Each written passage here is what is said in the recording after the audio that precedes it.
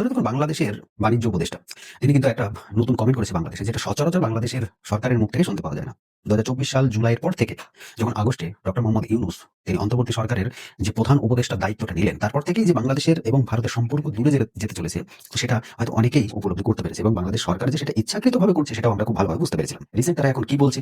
এখন বলছে যে ভারত এবং বাংলাদেশের সম্পর্ক কোনো রাজনৈতিকভাবে খারাপ নয়। আমাদের ব্যবসায়িক সম্পর্ক কিন্তু সব দিক দিয়ে ভালোই আছে। এখন আমি কিছু কথা বলতে চাই যে ব্যবসায়িক সম্পর্ক যখন ভালোই আছে, তাহলে বিভিন্ন জায়গায় বাংলাদেশিরা যে ভারতকে চেষ্টা করছে এক সাইড করার, তারা ভারতকে সাইড করে পাকিস্তানের সঙ্গে তারা ডিল করছে, বিভিন্ন ডিল করছে। পৃথিবীতে আরো বহু দেশ রয়েছে। কিন্তু শুধুমাত্র পাকিস্তানের সঙ্গে কেন? এই কোশ্চেনটা বাংলাদেশের যে সমস্ত বুদ্ধিজীবী যারা রয়েছে তাদের কাছে আমার থাকলো যে ডিফেন্স ডিলগুলো সেগুলো ডাইরেক্ট চীনের সঙ্গে না করে সেই চীনের দেওয়া অস্ত্র পাকিস্তানের হাত থেকে কেন বাংলাদেশ কিনছে? সেটা আমরা একদম ওপেনলি জিজ্ঞেস করছি বাংলাদেশের বুদ্ধিজীবীদেরকে।